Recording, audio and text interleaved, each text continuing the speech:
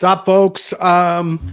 Joe was just here, but he left. I think he's having some connectivity issues. So I am going to be your, I'm going to endeavor to be your host today, which should be interesting because I haven't done all my preparation, but we'll see how it goes. I do have a few things loaded up, but I don't know if Joe is going to be able to join us. Oh, I think he's back. All right. Joe is back. Hey, buddy. Hey, yeah, man. sorry, guys. I'm just in the car, so I'm going to have to keep I'm in Jacksonville area driving on 95, but what the hell are you doing there? Just coming back from a client meeting in Georgia area. Very nice. So, very nice. Yeah. How about you? Are we live? We are live, sir. Okay, good. All right, I'll keep the profanity out of the discussion then. Okay. So hey, I looked at macro this morning. I haven't looked at it in like 4 hours. It seemed like everything was holding up at that point. I don't know what it's looking like. 2587 for Bitcoin, 1545 for ETH, and I haven't looked at S&P and shit yet. I'm actually trying to load shit up to talk about because I don't have shit prepared. So you know how that is.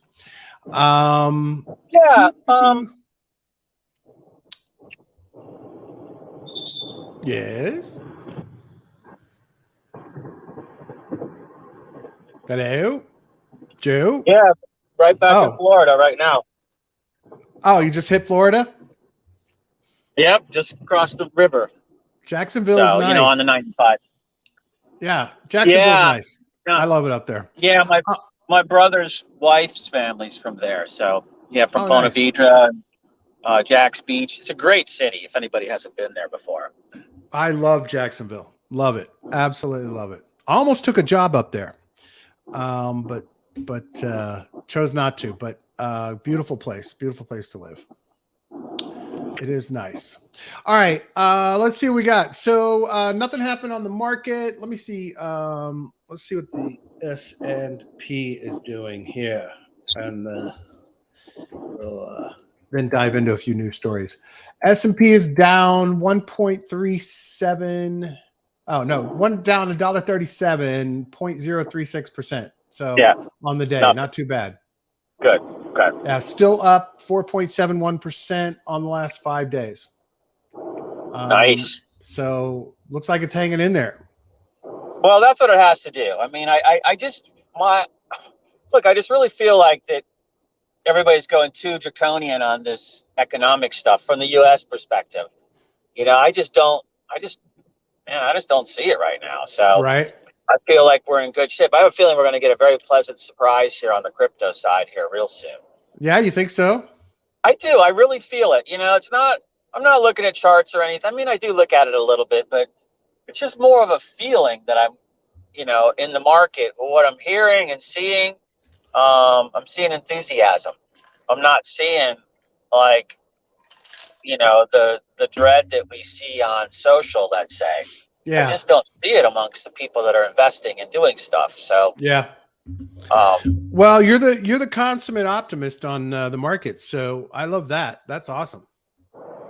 Yeah, I do try to take the positive as wherever I can. Yeah. But it's just a matter of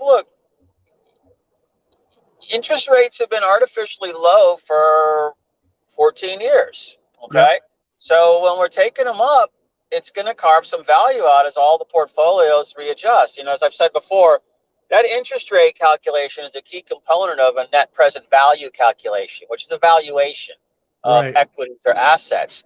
Got to know the cost of capital. Yep. And, because you're always comparing an investment opportunity against, like if you have $1 million, you look at, okay, what could I earn in a risk-free instrument, like say T-bills or whatever, and you go, well, a couple points. Right. And then you're always comparing against that. You got to beat that 2% that the S&P will get in everything else. And so to me, I think they're adjusting to it because that becomes kind of the constant in the market. Once those revaluations occur without total chaos, everybody goes, hey, I'm up 5X. Who cares if I trim off, 50 bips? It doesn't matter. Because it'll come back. We're just going. So You're breaking up, buddy. Yeah, it's going to happen. I'll stop talking. Now you're good. Now you're good. Sorry. What were you saying? It's just, I'm just going, the cruise on set at 77 ripping down the highway. It's hard. But no, I feel like that the market understands that you take these haircuts when you've had these big bull runs for 14 years, let's say. Not counting pandemic, of course. And so I think they get it and nobody's panicking.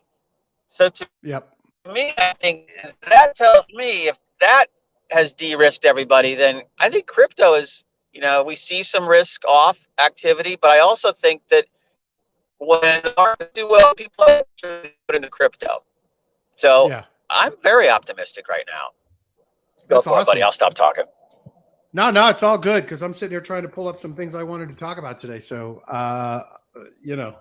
I'm good with that. So apologies for not dumping a bunch of stuff in the chat.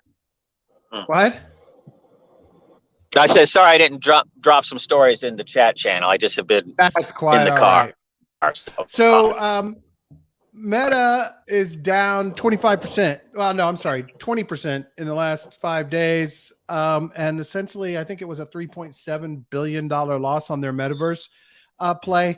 And there was I don't have it loaded up right now, but I'm going to talk about it. There was a couple of tweets that mirror or echo what you and I have been saying all along, is that, or at least I have been, I really truly believe the metaverse is a long ways off in terms of adoption, right? I think there are some niche use cases. Yeah. I don't think anybody's going to be fucking living in a VR headset for 6 hours a day at all. Not going to happen. Not the way they are now. Not to mention a huge percentage of the population gets sick wearing those headsets. And I saw somebody else tweet exactly that.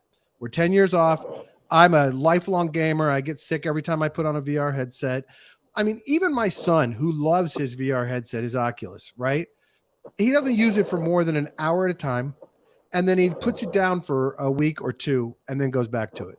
It is not something that we just as humans want to do all the time.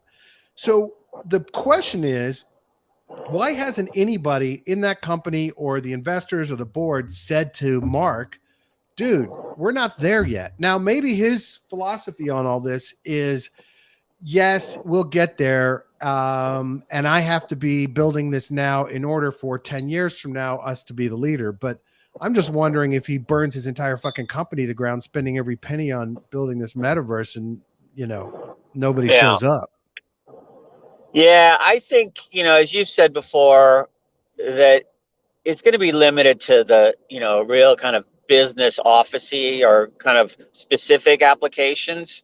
But you're right. Nobody's going to hang out. I didn't think of that, but, sometimes when I play like, Call of Duty or something like that, and you're doing a lot of whipping around in the game, you're kind of, because it's fast paced. And then if I go out and get in the car right away, I literally have to just chill for like 5 minutes because all of a sudden I'm, it's hard to drive because of that sort of equilibrium thing getting thrown off. It's like, did you ever have progressive glasses? Ever? I do have progressive. That's all I use. Yeah. Okay. Well, how when you first get progressives, it takes a while for your, I guess, inner ear to get in sync with it because your head's always moving up and down to focus, but it throws, it kind of isn't, your eyes aren't used to it. Your brain isn't used to it. So I think I never thought about that with the VR headsets, but that makes total sense. It's just not comfortable. And you're right. I mean, I think Zuckerberg is sitting there looking at it from the rollout of Facebook, and everything he did there. And it just kind of grew organically, amongst like, what was it? Like the Harvard kids and the Cambridge kids first, I think. And then it kept going, but this is a different play. Yeah. This is not like, an index list of a bunch of people and some hub and spoke stuff. This is like creating a whole new world and having will the dogs eat the dog food play, Yeah. And his own team won't use it. His own team is not using what they're building. That is a big fucking warning bell. Like, hello, humans are not ready yet. We're just not there yet. You got to make it lightweight, like a pair of sunglasses. You got to make it not disorienting. or you've got to ease us into it with live events or some other stuff that makes us feel like we're there and not everybody's a cartoon. And I think, I mean, look, the Web3 world has enough data to prove that this is not something that we're ready to adopt yet. Even without the headset, just going in on your browser into Decentraland and all of that, right? We're just not there yet.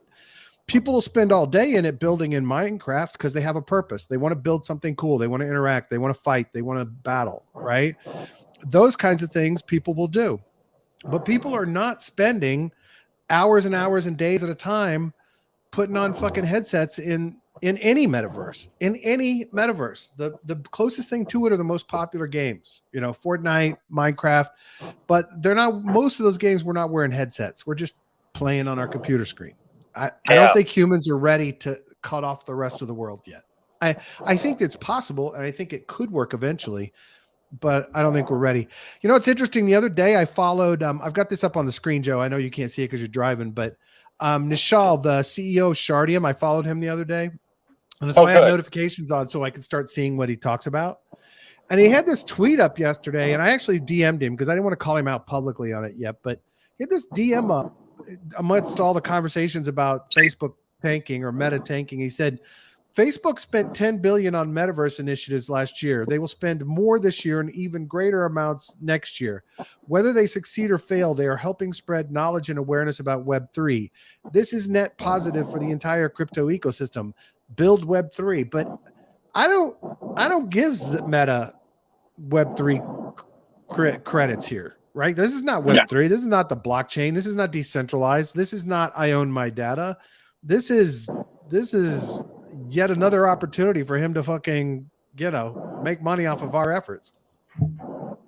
Yeah, it's definitely a data monetization play. That's for sure. Of course.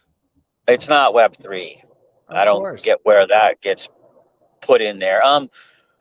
But you know, it's, I don't know, to me, I don't think that Zuck has a good reputation myself. I mean, no, he doesn't. Nobody trusts him. Nobody likes him. Yeah. So any of these, like, you know, crypto, blockchain, you know, ethos folk, are they going to jump in with Meta? I mean, maybe like other countries would, but I don't see any Americans doing that. Yeah, I don't either. I agree. But I did see this interesting tweet. Somebody's posted an entire document, idea and concept to make NFT games, crypto games play to die. Sean said, what the fuck is Web3? Sean's back. What's up, Sean? All right, Sean. We missed you, buddy. Where you been? We need to have him on again. Maybe Monday or Tuesday next week. If he's back. I don't know. Maybe he found a new pub. No internet. That's probably it. I don't know. Yeah. Anyway, they're suggesting a play to die model, which is actually really cool because I like it. You know, if you think about it, you've either paid for an NFT that represents your character, or maybe you've spent months playing for that character, right? And earned it. And then suddenly you hit the level that's play to die. Imagine the level of skill, the level of tension, esports opportunities for people who have a character that they have spent a shit ton of time or money getting and acquiring, and knowing that entering this level or this game or this world could destroy it. I like it because it kind of goes back to like medieval warfare, medieval battle. You know, the biggest entrepreneurial exercise you could do in the Middle Ages was to become a soldier or a footman. Right. And, you know, because they went into battle carrying all their wealth. Yeah. So if you're on the winning side, you got to get all that. That was your dad did that, right? Not money. Your dad was one of those, right? What? Your dad was yeah, but not he wasn't doing any looting or anything like that. One of what? Not in the Middle Ages. No, he was well, yeah. He was an infantryman. Yes, he was an infantryman. But you know, there's a good book called Face of Battle, which covers No, I get it. I just can't see your face, you know, so I can't, I'm just going on audio. But there's a book called Face of Battle, which has, no, you didn't piss me off, dude. Not at all. What are you talking about? No, I said, so if I flip you off, you can't see it. I'm looking now, motherfucker. Right at the screen, baby. No, but this book called Face of Battle, if you're interested in this stuff, it covers 3 major battles: Agincourt, the Somme, or Agincourt, Waterloo, and the Somme. And it goes through tactics from the footman, infantryman's perspective. And it's just horrid. Yeah, but if you read this stuff, I mean, how most of the people died is they get wounded. Face of Battle. Yeah, face, F-A-C-E. And, you know, like the way people would die in Waterloo was that they would get, you know, maybe you got a piece of shrapnel in you and everybody would get infections. And then these giant infected cysts, like in the abdomen, that were like, you know, had gallons of pus in them and shit. And that's what would kill the people. You know, they didn't really die from, I mean, unless they got, you know, one of those spinning balls with a chain in it that came out of a cannon and, you know, cut them in half. But for the most part, it wasn't like, you know, like nowadays people die in the fight, basically. Right. Then they were dying of not being able to treat the wounds after the fight. But amazing if you want to look at entrepreneurialism in the Middle Ages. Yeah, that's very cool. I might check that out. Excellent. Excellent. So back to the play to die. Back to play to die. That's what I think would be cool. If they could carry in all the loot and you got all their gear, or you took all their yield or something, where you could go into like either triple your yield or lose it all. And then a fight to the death. Love it. I friggin' love it. Yeah. Imagine that. Sorry if I'm cutting you off, man. No, you're good. You're good. That was, I mean, you think about the esports opportunities, the betting on the players' opportunities, the outfitting, the value of those NFTs. Like, you know, I mean, it's just, it's amazing. And put them in the octagon, baby, an NFT octagon, like MMA stuff, you know, where you're brawling in an octagon. And like you said, people could spectate. You could be esports, be betting on the match, the fight. Yep. You know, there's all kinds of stuff you could do with that. Yeah. That's a great idea, dude. Yeah, I really, I really gravitated to that idea. Binance is launching a competitor to Chainlink, their own Oracle network, and they're claiming it'll be decentralized. Oh, that's interesting. Yeah. I like that. Yeah. So I'm going to take a deeper dive into it because I didn't see any documentation yet on it, but essentially they're going to start with obviously crypto prices, right? Because they have the feeds. They're going to do it for multiple centralized exchanges as well as on-chain data. So very, very interesting to see Binance and look, I mean, Binance has the developers, has the network. It'll be network agnostic, by the way, launching first on Binance BNB chain, but network agnostic. It'll work with any EVM compatible chain. You know, permissionless.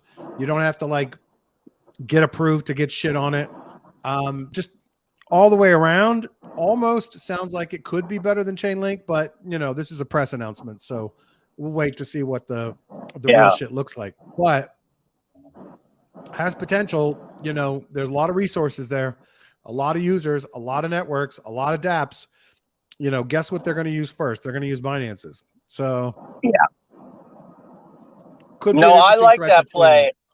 I mean, I didn't know about it. You just told us, but look, the more oracles, the better, right? Yeah. Because then you're going to get like Teller pulling data off of oracles too, or Teller-like groups. I don't think they would do it, but you know, Chainlink and you know, Binance and whatever other ones are showing up. Yeah. The more oracles, the better. I like Binance because look, Binance has a shot here. I think they could get through whatever regulatory exposure they have with a big, you know, global settlement kind of thing. Yeah, big check. But they got all the users. Exactly. And they have all the tokens. Yep. So, you know, to me, I think they are going to be the big juggernaut, you know, out of all of these plays. I think that there's just something there because it can be the no US until the US gets online. And then it can, sorry, I was going by a cop and didn't want my phone at my face. And, you know, but it's kind of like if there's going to be an institutional, say, crypto play in the US or, you know, all of the KYC, AML, everything, Binance has the opportunity to be the opposite of that in, you know, Africa, South Asia, Middle East, all those places. So I like that play. And eventually in the end, you know, it gets all cleaned up, I guess. But it's the one that's the truest, and particularly when CZ gets out on the I don't know what it's called now, but remember there was always the Binance Smart Chain migration, talked about decentralizing Binance proper or adding a decentralized capability. Once that's in place, it's kind of going to be, I don't want to say all over, but definitely going to be the third biggest player there for sure. Nice. I think. Hey, Joe, you're getting some messages from your friends. They're back again today. Sexy Girl 69. Well, this time it's sexfind.biz. So, and by the way, nobody go to those domains. Please. Yeah. These are not our sponsors. Being scammed. We're on a crypto. We're on a crypto podcast. Guess what's going to be on the other end of that thing? It ain't going to be good for your wallet. Yeah, it's not going to be good for your wallet. But anyway, they're here for you. So I'm just going to send them your private email address and just tell them to start sending some YouTube feeds or something, just so I can scout it before I even speak to anybody. Anyway, so yeah, I do think. Look, we say this all the time on the show. The key to succeeding in this industry is competition. That's why I always say maximalism fails. Sorry, Sean, welcome back. But my belief is we must have constant competition, constant innovation, constant testing, constant experimentation, and we can't ever stop. So anything that attempts to compete with Chainlink, I'm happy, because Chainlink is a critical single point of failure, right? I agree what they have is strong. I understand why everybody lauds them and thinks they're fantastic. They're not completely decentralized. They haven't figured out how to scale their operations. It's very human intensive. It is not completely trustless or permissionless yet. If Binance can ramp that up and maybe hit another market segment first, let's spread the love, please. Because I don't want the entire financial system of the world, which this will become, dependent on one Oracle system. So, yeah. No, we all saw what happened to Blizzard Finance with the Terra Luna when Chainlink or somebody wasn't updating the Oracle, and they weren't paying attention, and they got the whole till looted at that point. So, you got to have multiple price Oracle sources, as you say. Yep, absolutely. Hey, Gary Gensler sees centralization in crypto markets. I'm sorry, what? He recorded a speech for some finance. Oh my God! It's almost all centralized. Is that his revelation? Yeah, his Gensler, SEC sees centralization in crypto markets. There's a tendency for central intermediaries to benefit from scale network effects and access to valuable data. Though technological innovations repeatedly disrupt incumbent business models, centralization still tends to reemerge, Gensler said in remarks prepared for blah, blah, blah. We've seen centralization in the crypto market, which was founded on the idea of decentralization. This field actually has significant concentration among intermediaries in the middle of the market. Thus, we must remain vigilant to areas where concentration and potential economic rents have built up or may do so in the future.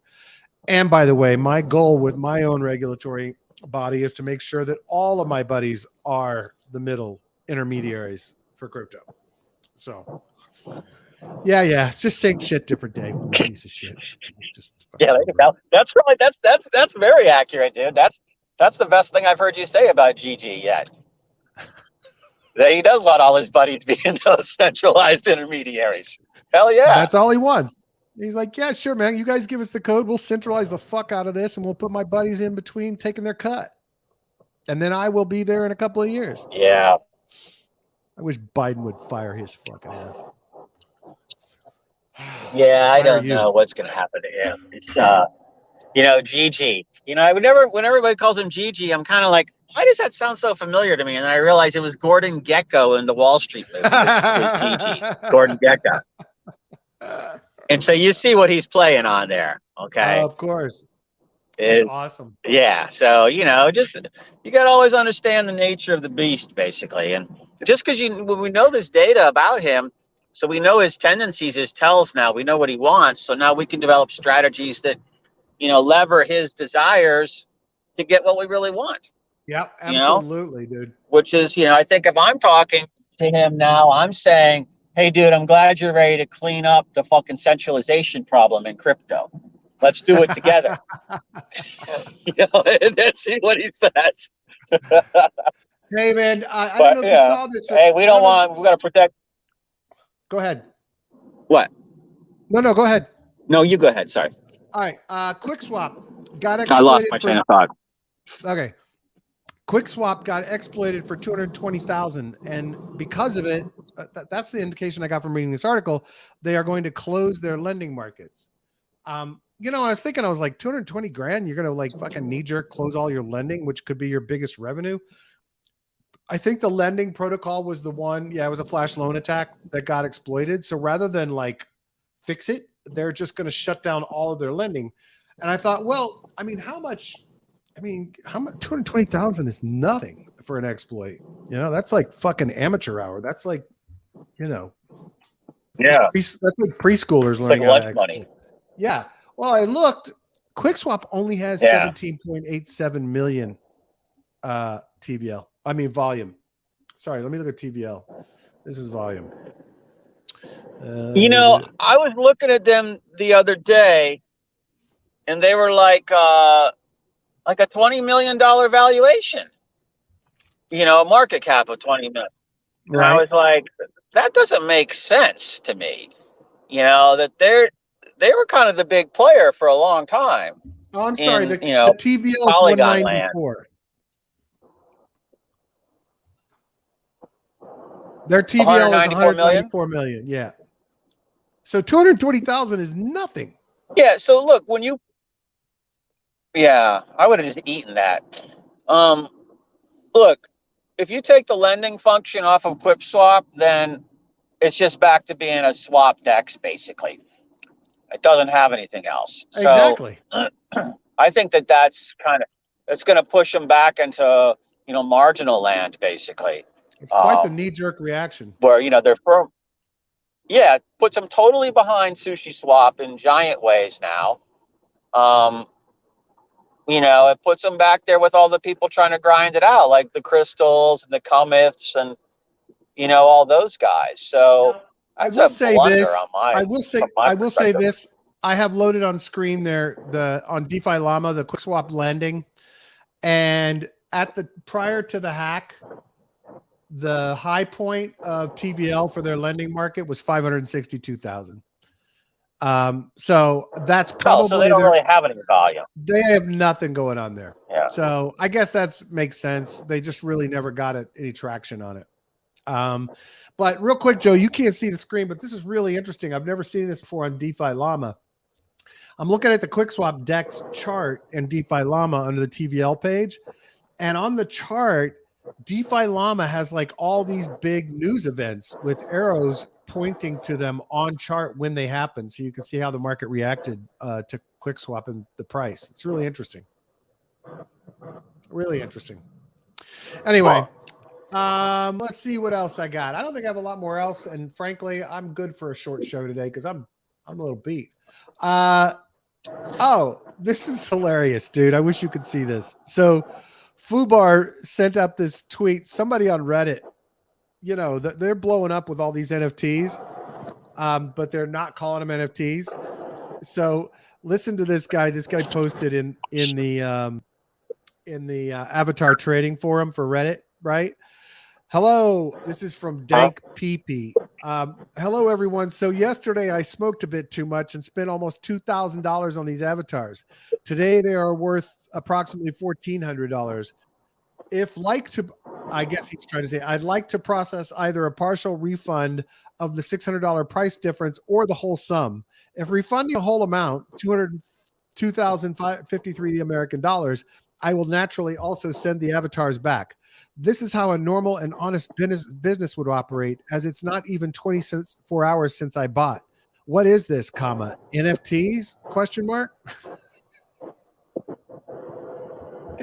That just cracks me the fuck up. Wait, what was I didn't get the last line. What does the last statement mean? What is this? NFTs? Yeah. He said that? Yeah, because Reddit is not calling them NFTs. They're calling them digital assets, digital collectibles or something. Right. Yeah. All right. Digital collectibles. And so all these people, and the market is like heating up, and people are warning each other that people are manipulating the market and trying to get everybody to dump to buy them all up, blah blah blah. I mean, it's like the NFT market launching all over again, right? Like the first NFTs getting sold. And but the hilarious thing is this guy spent $2,000, got too stoned, spent $2,000, and now they're worth 1,400, and he wants his money back. And his last question is, what is this, NFTs? Like being sarcastic. And it's actually, yeah, dude, it is NFTs, and you're never getting your money back. So anyway, that's it. Joe, we lost you. All right. Last thing for today. I think this is really cool, and the team is pretty top notch. That new DAO that we talked about the other day, the Y Combinator backed former founders of Y Combinator startups, have launched that Orange DAO. Well, their first project they're funding is one of the guys in Orange DAO has built a platform called Origami, which is another DAO platform, right? So it's tech, but it's also implementing kind of the lessons of Y Combinator into it, and takes care of rolling out all of the legal qualifications, the contracts, the paperwork, everything all in one, and does some investing. They're doing a series of 5 or 10 grants of, I think it was either 20 or 25 grand, just to get a few onboarded. They have a very specific process that they want people to go through. But here's the thing. There were several thousand former Y Combinator founders in Orange DAO, and I'm guarantee you what they see Origami being for them is a gateway to deal flow, right? Their Orange DAO is an investment fund.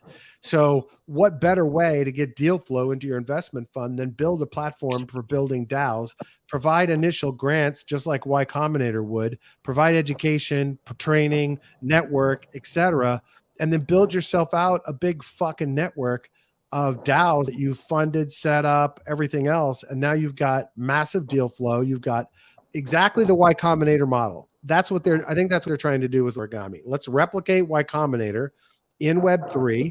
Let's create a massive network effect. Let's be able to fund the hell out of all the things coming through it. And we'll have a little bit of control and a little bit of training in how the models are built.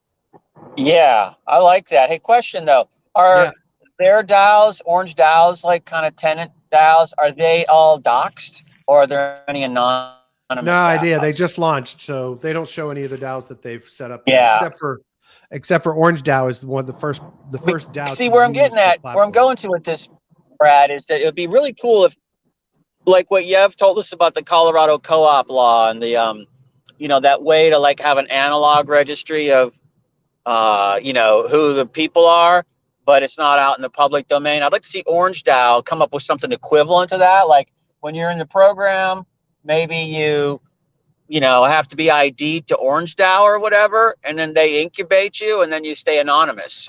Yeah, and then cool. You can redox. Kind of like there has to be a central repository for DAOs where people can be undoxed, but yet still the DAO is compliant with U.S. KYC AML stuff or Patriot Act or whatever we're talking about here. And that would be a great way to do it, because everybody would trust Orange DAO. Yeah. And anything with Y Combinator. That's cool. Absolutely. Absolutely. Hey, one other thing I wanted to tell you guys, I saw in a chat this morning at like 5 from one of our Doki pals was talking about the Optimism airdrop. And I don't know, that might have started today or yesterday, because he said he got a whole bunch of Optimism tokens. So everybody might want to Google up whatever that link, whatever that site is for it, and go check your wallets. Yeah, because I think that they're doing a lot of stuff. You did any bridging from 2s to 1s, or anything trading on any of the level 2s or layer 2s, over there, which would be Arbitrum, Polygon, I guess Metis, Optimism, all of those, and moving from other chains, I think you get credit for that. Okay. So definitely check on that. I'm going to check once I stop later on today. On another note, in the last like 2 or 3 days, Kanto has passed Moonriver, Ronin, Cardano, Moonbeam, EOS, Thorchain, Hiko, and Cello on the TVL chart. I was looking at that token price again this morning, and I was pissed off again because I'm like, that's at like 32 cents now or something. I'm very happy. And I was staring down, like looking at 7 cents, going, maybe there'd be a little dip here. Yeah. So I left a 5x on the table. But would I sell now? No, I wouldn't. So it's not really a 5x. But look, this is, this one, and what was the one you told us about yesterday that Seafood put 5 million into? Was that Clover? No, that was Chicken Bonds, not a chain. That was Liquidity. Okay, that's right. I couldn't remember. All right, so again, Liquidity. I mean, that is a tell right there to me that there's action there. Just like there's action on Canto, just like there's now a bunch of airdrops getting ready to happen. So to me, I feel like there's a lot of money to be made out there right now. Yeah. And go claim what you can for free and get ready to deploy it in the next bull run. Yeah. Next bull market. So again, I just feel super positive on the stuff I'm seeing out there on the edge. Yeah, couple of more things. Canto next will pass Bitcoin and TVL, and then near Aurora, and then Fusion.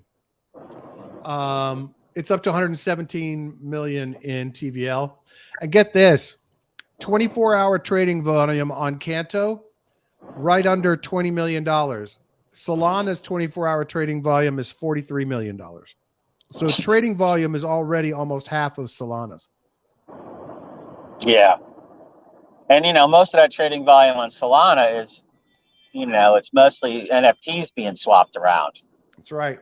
So they probably have higher, it's not like core DeFi functionality in the sense of, swaps and lending and staking and all of that. That's really interesting. Yeah, dude.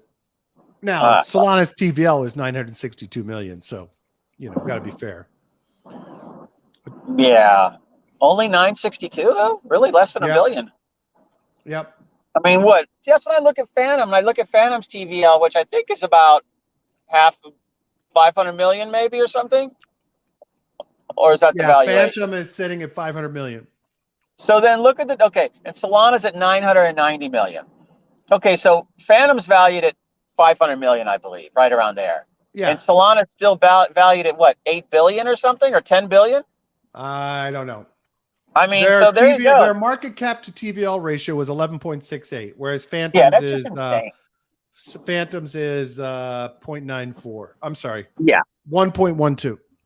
Yeah, that makes sense. Like 400, I think a $500 million valuation, 440 something in TVL. Yeah. Yeah, no, so look at that. So when you're thinking about Solana and then you look at Phantom, I mean, I just, people are seeing this. I'm not the only one, obviously. Everybody else sees this too. And I just wonder when people are going to start, because I saw a lot, the reason I'm bringing this up, I saw a lot of activity in Geist yesterday and the day before, and a lot of activity in Spirit, and a lot of activity in Boo. And I started thinking, maybe there is some capital rotating into the Phantom.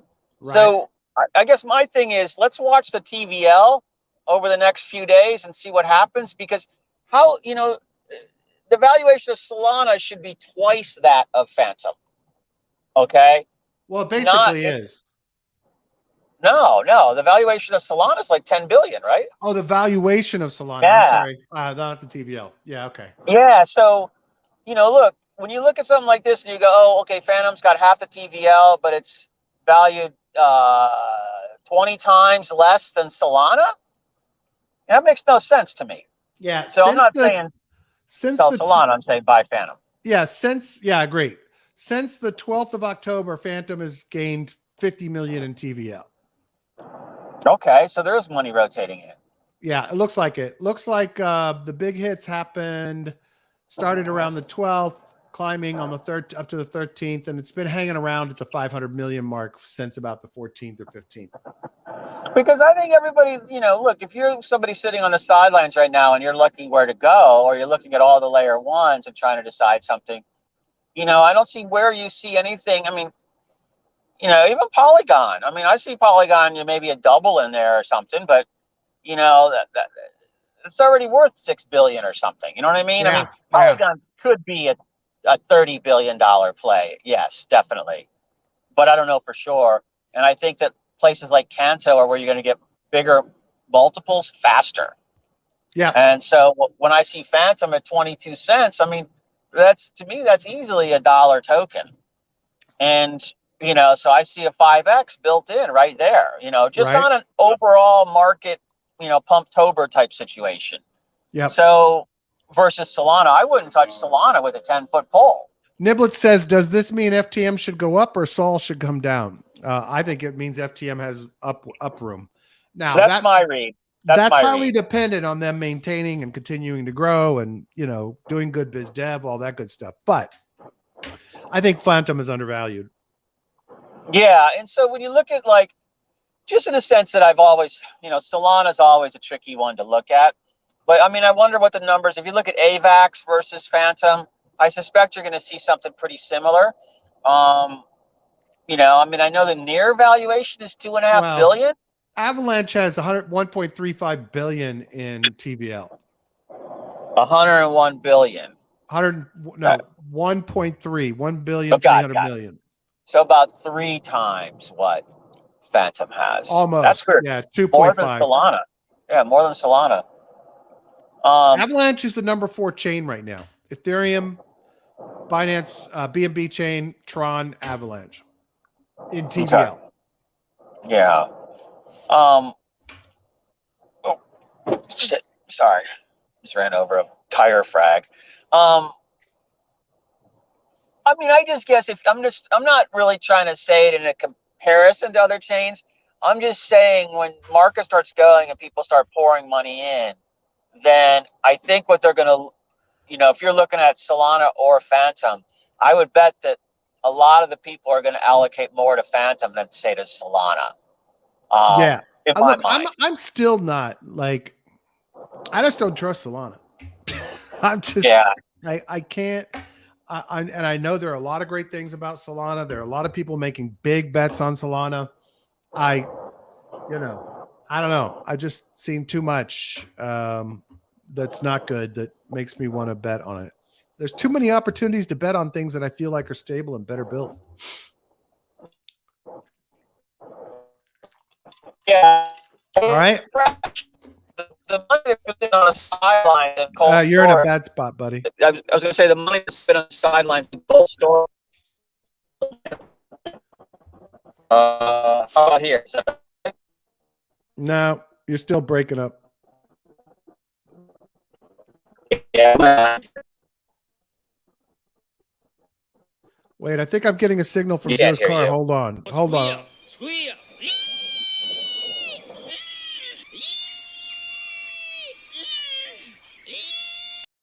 Now we can hear you. Joe?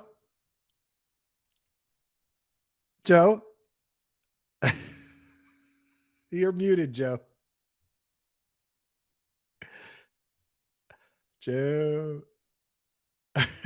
All right. Joe can't hear me. Hey, everybody. This was a half-ass job today. Niblets said, hell no. Niblets, Sean, thanks so much for helping us out today. Did you get that? We got a feed from your car. We could hear you really clearly. Did you hear that? Oh, no, I didn't. Oh, good. Oh, no, I did hear your little self-love stimulant. Your little deliverance scene again. We found your car finally. We could finally hear you from your car. That's what that was.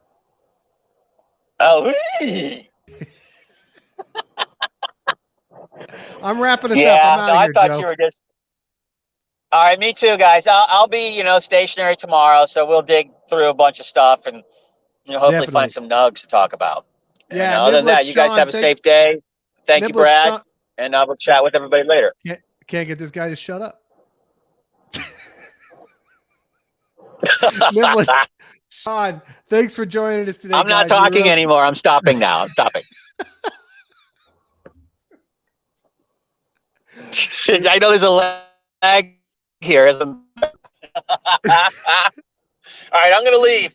Bye, everybody. You do the close without me. All right, cool. I'm not going to say anything up. I'm going to pick him.